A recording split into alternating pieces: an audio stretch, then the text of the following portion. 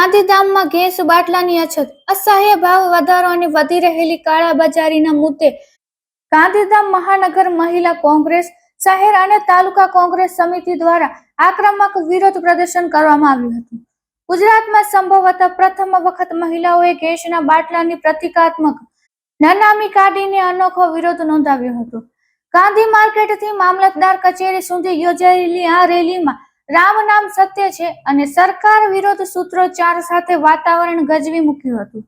પ્રમુખ ભરતભાઈ ગુપ્તા, રાધાસિંહ ચૌધરી અને ઉમાબેન સૈનીની આગેવાનીમાં યોજાયેલા આ કાર્યક્રમમાં મામલતદારને રજૂઆત કરી પ્રજાની હાલાકી દૂર કરવા માંગ કરાઈ હતી.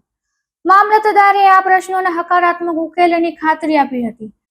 આ પ્રદર્શનમાં પ્રદેશ એસસી આગેવાન કોકિલાબેન ધેડા, ઓબીસી પ્રમુખ તલીફભાઈ ખલીફા, જિલ્લા મંત્રી ભરત મ્યાત્રા, બિંદુ યાદવ, દશરથસિંહ ખગારોત, પૂર્વ કાઉન્સિલર શિવરાજ ગઢવી, ઝવેરબેન મહેશ્વરી, યુવા કોંગ્રેસના પ્રમુખ વિશાલ ધેડા, ચુમાબેન મહેશ્વરી, મરિયમબેન માજોઠી, બેલાબેન જોશી, નવીન અબચુંગ, નરેન્દ્રભાઈ કેલા, સબીરભાઈ કુરેશી, આબુ આહિર, બીજલ આહિર, અશરફ માજોઠી, અરુણ હારાણી, સોમાભાઈ પરમાર સહિતના મોટી સંખ્યામાં મહિલા કાર્યકરો અને કોંગ્રેસના અગ્રણીઓ જોડાયા હતા.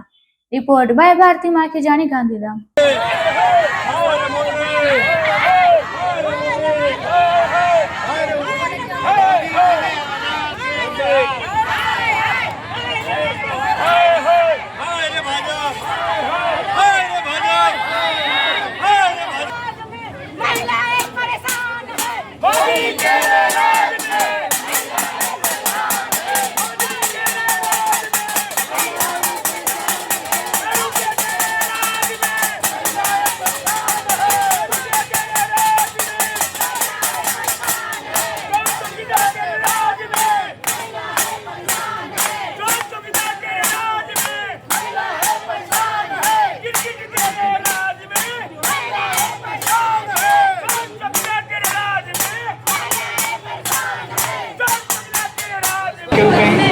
અમે આજે આવેદન દેવા નથી બહેનો. હિન્દુસ્તાનની અંદર, હિન્દુ ધર્મની અંદર માણસો શમશાનમાં અર્થી લઈ જાય છે. પહેલી વખત ગુજરાતની અંદર, ગાંધીધામ કચ્છની અંદર બહેનોએ આ ઠાકડી પકડીને બહેનોએ આવી છે આપ સુધી.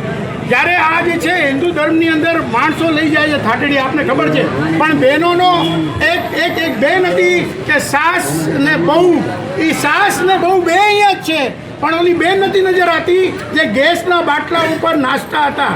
એટલે આ બેનને અમે ગોતવાય નીકળ્યા છે, એ બેન નથી જડતી. હવે આ લોકો સાસ પણ અહીંયા છે, બહુ અહીંયા છે, રસોડાની અંદર બાટલા નથી, બાટલા બ્લેકમેલ થાય છે, 4,000 રૂપિયામાં બાટલા વેચાય છે. અમારી રજૂઆત એટલી જ છે, ગાંધીધામની અંદર બ્લેક માર્કેટિંગ બંધ થઈ જવું જોઈએ.